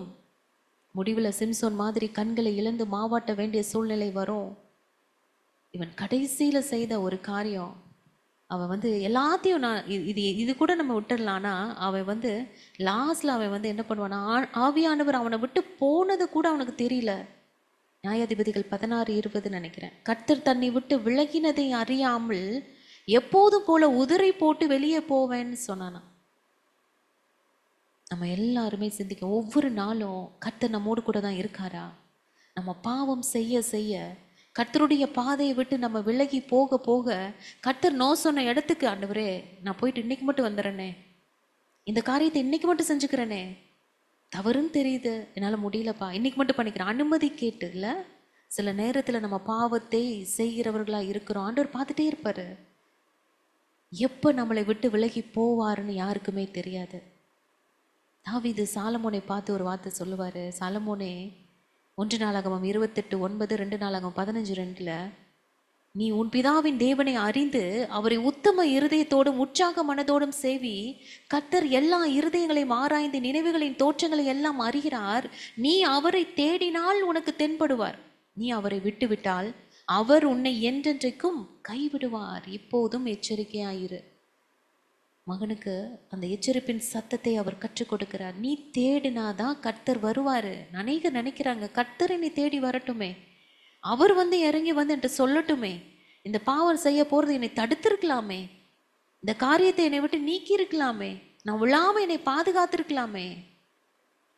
நம்ம தான் ஆண்டவர்கிட்ட பலன் கேட்டு அவரை தேடணும். அப்பா, இந்த பாவத்தை ஜெயிக்க எனக்கு பலன் கொடுங்க, இந்த பக்கமே நான் தலை வச்சு படுக்காதபடி எனக்கு கிருபை கொடுங்க, அந்த யோசனையே வராதபடி எனக்கு கிருபை கொடுங்க ஆண்டவரே. ஆண்டவர்கிட்ட போய் நம்ம தான் மன்றாடணும். நீ கர்த்தரை தேடும் போது தான் உனக்கு தென்படுவார். நீ அவரை விட்டுட்ட அப்படின்னா அவர் உன்னை விட்டு விடுவார். அதுதான் வார்த்தை எச்சரிப்பாய் சொல்லுது. இவரை விட்டு போனது, ஆவியானவர் போனது கூட தெரியாம உதறி போட்டுட்டு போறாரு. எவ்வளவு பெரிய ஒரு இழப்பு இல்லை, எவ்வளவு பெரிய ஒரு மன கஷ்டம். கர்த்தர் இல்லைன்னா ஒண்ணுமே இல்லைல்ல. நம்ம இந்த உலகத்துல நம்ம சொத்து இல்லாம, பணம் இல்லாம, ஒரு உறவுகள் கூட இல்லாம, யாரும் இல்லாம நம்ம வாழ்ந்தலாம்னா ஆண்டவர் இல்லாம வாழ முடியாது. எத்தனை பேர் அதை உணர்ந்திருக்கிறீங்க? ஆண்டவர் ஒரு நாள் நம்ம கூட பேசலைன்னா கூட நம்மளால வாழ முடியாது. யோபு சொல்லுவாரு 23ஆம் அதிகாரத்துல, நான் கர்த்தரை தேடினேன், அவர் முன்னாடி உள்ள பின்னாடி உள்ள எங்க போனார் தெரியல, என்னை தனியா விட்டுட்டு போயிட்டாரு, அவருடைய சத்தத்தை என்னால கேட்க முடியல. அன்றைய பிள்ளைகளாகி நம்ம ஒவ்வொருவரும் கர்த்தர் நம்மோடு கூட இருக்கணும்னு ஒரு வாஞ்சிங்க. அவர் நம்மளை விட்டு போயிடக்கூடாது. நம்ம செய்கிற தப்புனால அவர் நம்மை விட்டுட்டு போயிடக்கூடாது. ஆண்டவர் எப்பொழுதும் நம்ம கூட இருக்கணும். அதை விட மோசமான காரியம் இந்த உலகத்தில் வேறு எதுவுமே கிடையாது. ஆவியானவர் நம்மளை விட்டு போகிற காரியம், அதை விட கஷ்டமான, பயங்கரமான, வேதனையான காரியம் வேறு எதுவுமே கிடையாது. கர்த்தர் நம்மோடு கூட இருக்கணும், நம்மோடு கூட பேசணும், நம்மோடு கூட நடக்கணும். அவர் பிரசன்னத்தை உணர முடியலன்னா அப்படி ஒரு வலி இருக்கும், அப்படி ஒரு வேதனை இருக்கும். எத்தனை பேர் இதை ஃபீல் பண்ணியிருக்கீங்கன்னு எனக்கு தெரியல. நம்ம ப்ரே பண்ணும்போது, வொர்ஷிப் பண்ணும்போது ஆண்டவருடைய பிரசன்னத்தை உணர முடியலன்னு வச்சுக்கோங்களேன், பயங்கரமான ஒரு வேதனை இருக்கும். அப்பா, நீங்கள் தயவு செஞ்சு உங்களுடைய பிரசன்னத்தினால நிரப்பிடுங்க, எங்கள் கூட பேசுங்க, நீங்கள் வந்துடணும். நீங்கள் இல்லைன்னா ஒன்றுமே முடியாதுப்பா. நீங்கள் கொடுக்குற பலன் தான், நீங்கள் கொடுக்குற கிருபை தான், நீங்கள் கொடுக்குற ஞானம் தான், நீங்கள் கொடுக்குற திறமை தான் எங்களை இவ்வளோ நாள் நடத்துது. நீங்கள் மட்டும் இல்லைன்னா அந்த உலகத்தில் வேறு ஒன்றுமே இல்லைப்பா. இந்த இடத்துல சிம்சோன் எல்லாவற்றையும் இழந்து அப்புறம்தான் அந்த உணர்வு வருது, அந்த முடி முளைக்க ஆரம்பிக்குது, தேவனுடைய பலன் கூட ஆரம்பிக்கிறதுல. ஒன்று நம்ம புரிஞ்சுக்கணும், ஆண்டவருடைய பிள்ளைங்களை அந்த ஒலிவ மரத்துக்கு ஈடாக ஆண்டவர் சொல்லுவார், அந்த மரம் வெட்ட வெட்ட வளருமா, கொட்டை கொட்டை உயர்ந்துட்டே இருக்குமா. அது மாதிரி தான் ஆண்டவருடைய பிள்ளைங்களும். எவ்வளவு கீழே தள்ளினாலும் அந்த தரிசனம் ஒருத்தவங்க மேலே இருந்துச்சுன்னா எத்தனை பேர் வந்து அதை தடை பண்ணினாலும் வெட்டினாலும் வளர்ந்துட்டே இருப்போம். ஆமேன், ஆமேன். ஆண்டவருடைய பிள்ளைங்களை யாரும் ஒன்றும் பண்ண முடியாது. அது அந்த பெலிஸ்தேயர்களுக்கு தெரியல, கவனிக்க மறந்துட்டாங்க. அவனுக்கு முடி வளர்ந்துட்டு இருக்குன்றதை கவனிக்க மறந்துட்டாங்க. அவனுக்கு திரும்ப அந்த பலன் அதில் தான் இருக்குது, வருமே அப்படிங்கிறத யோசிக்க மறந்துட்டாங்க. ஆமேன். ஆண்டவர் கைவிடலை.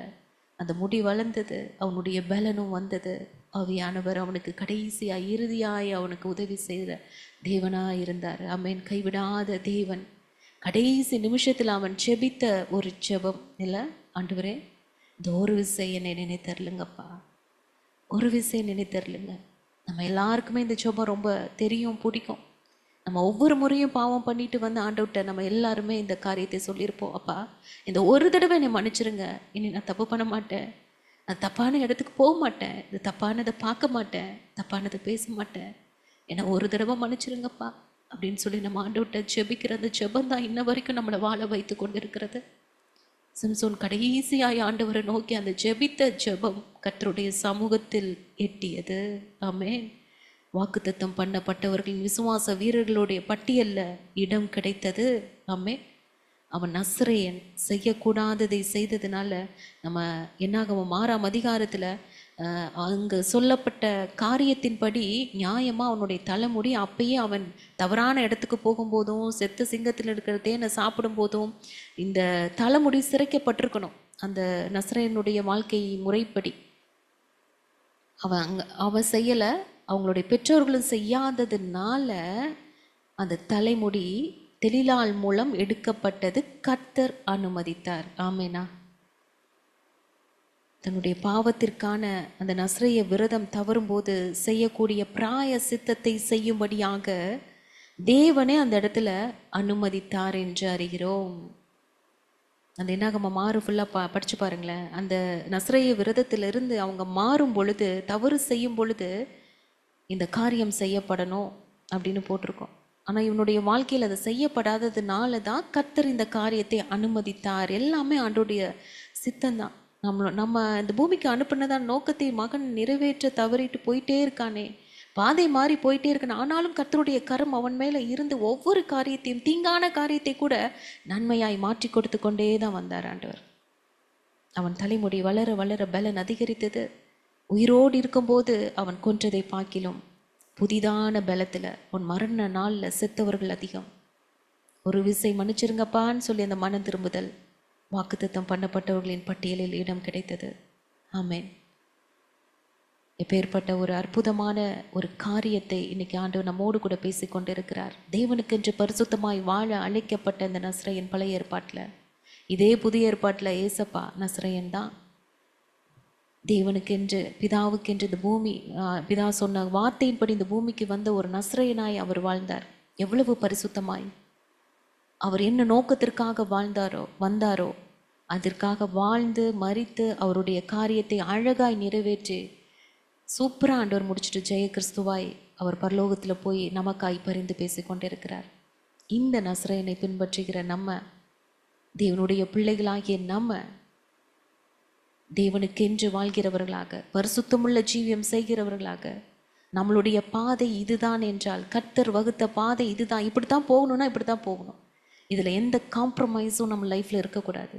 அவங்க சொன்னாங்க, இவங்க கேட்டாங்க, இவங்க அப்படி ப்ளீஸ் பண்ணி கூப்பிட்டாங்க, இந்த காரியத்தை செய்யும்படியாய் வற்புறுத்துனாங்க, அதனால் செஞ்சேன், எந்த காம்ப்ரமைஸும் இல்லை. கர்த்தர் நோ சொன்னான் நோ தான். இது தப்புனா தப்பு தான், இதில் மாற்றமே கிடையாது. நம்மளை எந்த விதத்தில் நம்ம ஆண்டவருடைய காரியத்தில் காம்ப்ரமைஸ் இல்லாமல் நம்ம சரியான பாதையில் நம்ம போய்கிட்டே இருக்கும் பொழுது நிச்சயமாகவே நம்மளும் பரலோக ராஜ்யத்தில் ஜீவ புஸ்தகத்தில் நம்ம இடம்பெற்று தேவனுடைய ராஜ்யத்தை சுதந்திரிப்போம் என்பதில் சந்தேகமே இல்லை. நிச்சயமாய் ஆண்டவரை நீங்கள் தேடும் பொழுது அவர் தென்படுவார். அவரை விட்டு விட்டோம் என்றால் அவர் என்றைக்கும் கைவிடுவார். இந்த வார்த்தை எச்சரிப்பாய் நம்மளுக்கு கொடுக்கப்படுகிறது.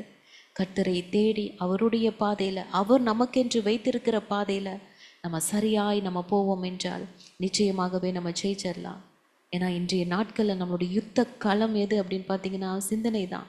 அநேகருக்கு இந்த சிந்தனையை தான் பிசாசு வந்து தாக்கி பழைய பாவங்களை நினைவுபடுத்துறது, நம்மளை வந்து அதுலேருந்து மீண்டு வர முடியாதபடி கஷ்டப்படுத்துறது. இப்போ சிஸ்டர் சொன்னாங்கல்ல, தெளிலால் அத்தனை தடவை வந்து தன்னை ஏமாத்துறான்னு தெரிஞ்சுமே அவன் வந்து அந்த ஆன்சரை சொன்னான், உண்மையை சொன்னான்னா அந்த சிந்தை மழுங்கி போச்சு இல்லை. ஆதாம்கிட்ட ஏவாள் வந்து அந்த பழத்தை கொடுக்கும்போது ஏன் எதுக்கு கொடுக்குற, ஆண்டவர் தான் சாப்பிடக்கூடாதுன்னு சொன்னாரேன்னு அந்த ஒரு வார்த்தை கேட்டுட்டு அவன் சாப்பிடாம இருந்திருந்தானா தப்பிச்சிருப்பான் அவன்.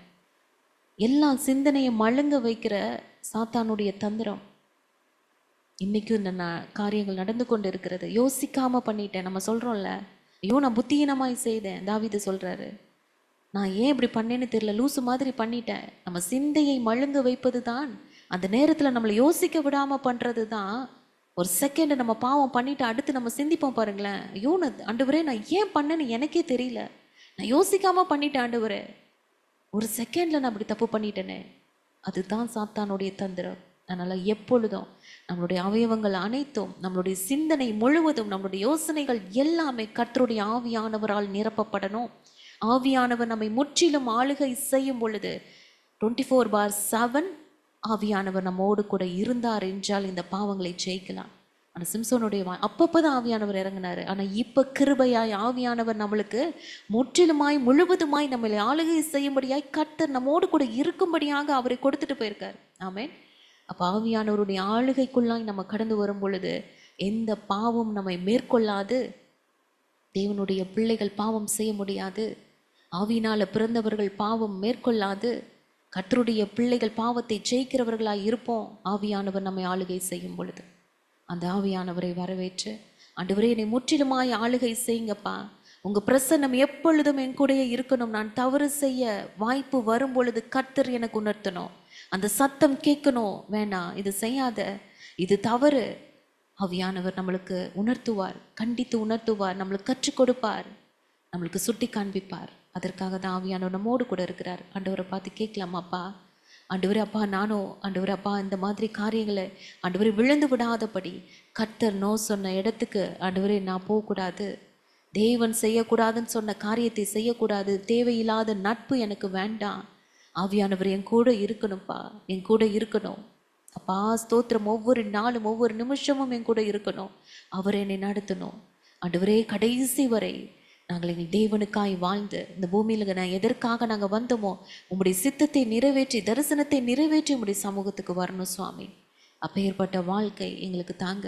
எங்களுடைய அவயவங்கள் அனைத்தையும் உடைய கரத்தில் ஒப்பு கொடுக்கிறோம். எங்களுடைய சிந்தனையை உடைய கரத்தில் ஒப்பு கொடுக்கிறோம். கர்த்தர் எங்களை பரிசுத்தப்படுத்துவீராக. எங்களுடைய பார்வை எப்பொழுது பரிசுத்தமாக இருப்பதாக, எங்களுடைய சிந்தனை எப்பொழுது பரிசுத்தமாக இருப்பதாக, நாங்கள் செய்கிற ஒவ்வொரு காரியங்களும் பரிசுத்தமாக இருப்பதாக. என் ஆவியானவர் எங்களுக்கு உதவி செய்யுங்கப்பா, எங்கள் ஆவியானவர் உதவி செய்யுங்க. எல்லாரும் ஆண்டோடைய சமூகத்தில் ஒப்பு கொடுக்கலாமா? ஆண்டவரே உமக்கு நன்றி. நாங்கள் அப்பா உமக்கு விரோதமாய் ஆண்டவரே நாங்கள் பாவம் செய்து வந்திருந்தால் கிருபையா எங்களை மன்னிச்சிருங்கப்பா. அது ஒரு விசை சிம்சோனை போல கேட்கலாமா? அந்த ஒரு விசை எங்களை மன்னிச்சிருங்கப்பா. இந்த ஒரு விசை எங்களை மன்னிச்சிருங்கப்பா. உங்களுக்கு பிரியமில்லாத வார்த்தைகள் பேசிட்டு வந்திருக்கோம், பிரியமில்லாத காரியங்கள் பண்ணிட்டு வந்திருக்கோம். கோபம் இல்லை, இந்த சிம்சோனுக்கு வந்து அந்த கோபத்தினால எத்தனை இழப்புகள் ஆண்டவரே அப்பா. அந்த கோபத்தை ஆண்டவரை காண்பித்து வந்திருக்கிறோம், எரிச்சலை காண்பித்துட்டு வந்திருக்கிறோம் அப்பா. ஒருத்தர் மன்னிக்காத ஆண்டவரே காரியத்தோடு நாங்கள் வந்து உட்காந்துருக்கலாம். ஆண்டவரே கிருபையாய் எங்களை மன்னியும் சுவாமி, எங்களை மன்னியும் சுவாமி. என் தகப்பன் இது வேண்டான்னு சொன்ன காரியத்தை செஞ்சுட்டு தைரியமாய் வந்திருக்கோப்பா. கிருபையாய் மன்னிச்சிருங்க, கிருபையாய் எங்களை மன்னிங்க. அந்த ஒரு விஷயம் எங்களை மன்னிங்க. திரும்ப பலனால், புதிய பலனால், புதிய ஆவியால் நிரப்புங்க. என் பரிசுத்த ஆவியானவர் எங்களை விட்டுட்டு போயிடாதீங்கப்பா. எங்களோடு கூட இருங்க, எங்களோடு கூட இருங்க அப்பா. ஸ்தோத்திரம் ஆண்டவரே, எங்களை மறுபடியும் சீர்படுத்துங்க, ஸ்திரப்படுத்துங்க, பலப்படுத்துங்க, நிலைநிறுத்துங்க அப்பா. ஸ்தோத்திர கர்த்தாவே, இன்னும் பலவானாய் நாங்கள் எழும்ப கர்த்தர் உதவி செய்யுங்க. சத்துரு எங்களை பார்த்து சிரிச்சாலும் ஆண்டவரே நாங்கள் சொல்லணும், நீதிமான் விழுந்தாலும் எழுந்திருப்பான். ஹல்லேலூயா. நீ எத்தனை தடவை கீழே தள்ளுனாலும் நான் எழுந்திருப்பேன் சொல்லணும்ப்பா. ஆண்டவரே அப்பா ஸ்தோத்திரம், அவனுக்கு முன்பாக நாங்கள் எழுந்து ஆண்டவரே அப்பா ஸ்தோத்திர கர்த்தாவே, ஜெய கிறிஸ்துவின் பிள்ளைகள் என்பதை நாங்கள் காண்பிக்கணும் இந்த உலகத்துல. நன்றியோடு நாங்கள் துதிக்கிறோம். நாங்கள் எல்லாம் ஜெயிக்க பிறந்தவர்கள் சுவாமி, ஜெய கிறிஸ்துவின் பிள்ளைகள், ஜெயிக்க பிறந்தவர்கள். நன்றியோடு நாங்கள் துதிக்கிறோம். பாவத்தை மேற்கொள்ள ஆண்டவரே அப்பா எங்களுக்கு பலனை தாங்க, ஆண்டவரே பலனை தாங்க. அநேகரப்பா கர்த்தருடைய பிள்ளைங்களே, நல்ல ஆண்டவரே அப்பா, நல்ல செபிக்கிறவங்களே, வல்லமையான ஊழியக்காரர்களே இந்த பாவத்தில் விழுந்து, இச்சையில விழுந்து எழுந்திருக்க முடியாம கஷ்டப்படுறாங்க. அவர்களுக்காகவும் நாங்கள் செபிக்கிறோம். கர்த்தர் எழுப்பி விடுவீராக.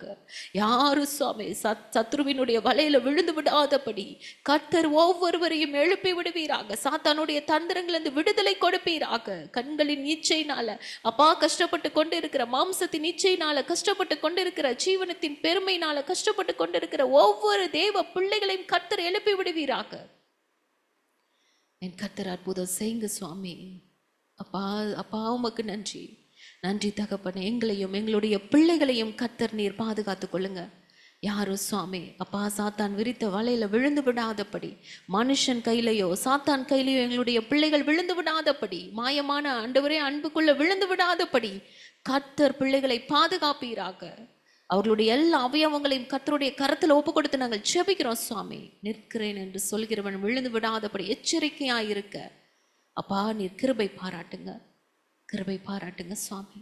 அப்பா அற்புதமாய் தேவ பிரசன்னத்தை உணர வைத்ததற்காய் நன்றி அப்பா. ஸ்தோத்திர கர்த்தாவே, என் ஆவியானவர் எங்களுக்கு அழகாய் கற்றுக் கொடுத்ததற்காய் நன்றி. எங்களோடு கூட இருங்க ஆவியானவரே, எங்களை நடத்துங்கப்பா, எங்களை நடத்துங்க. தேவனுடைய ராஜ்யம் போய் சேரும் வரை என் ஆவியானவர் எங்களோடு கூட இருந்து எங்கள் பரம பிதாவின் ராஜ்யத்தை சுதந்திரிக்க கர்த்தர் எங்களுக்கு கிருபை பாராட்டுங்க சுவாமி. அப்பேற்பட்ட பரிசுத்தத்தோடு நாங்கள் வாழ என் ஆவியானவர் எங்களுக்கு உதவி செய்யுங்கப்பா. உங்களுடைய கரத்தில் ஒப்பு கொடுக்கிறோம். பேசின மகளை கர்த்தர் நீர் ஆசீர்வதிங்க, இன்னும் ஆயிரங்களுக்கு பிரயோஜனப்படுத்துங்க அப்பா. இதில் இணைந்து ஜெபித்த அப்பா ஒவ்வொரு பிள்ளைகளையும் ஆண்டவரே கர்த்தர் நீர் ஆசீர்வதித்து நடத்துங்க சுவாமி. அப்பா அந்த உலகத்தை ஜெயிக்க, பிசாசை ஜெயிக்க, மாம்சத்தை ஜெயிக்க, சுயத்தை ஜெயிக்க, இச்சைகளை ஜெயிக்க கர்த்தர் எங்களுக்கு பலனாயிருங்கப்பா. நன்றி சுவாமி, நன்றி அப்பா. அப்பா ஸ்தோத்திரம் ஆண்டவரே, நன்றியோடு நாங்கள் துதிக்கிறோம். நன்றி. எல்லா துதியும் கனமும் மகிமையும் ஒருவருக்கே. இயேசுவின் நாமத்தில் ஜெபிக்கிறோம் எங்கள் ஜீவனுள்ள நல்ல பிதாவே. ஆமேன், ஆமேன், ஆமேன். எல்லாரும் சேர்ந்து சொல்லலாம். என் ஆத்துமாவே கர்த்தரை ஸ்தோத்திரி, என் முழுவலுமே பரிசுத்த நாமத்தை ஸ்தோத்திரி. என் ஆத்துமாவே கர்த்தரை ஸ்தோத்திரி, கர்த்தர் செய்த சகல உபகாரங்களையும் மறவாதே. ஆமேன், ஆமேன், ஆமேன்.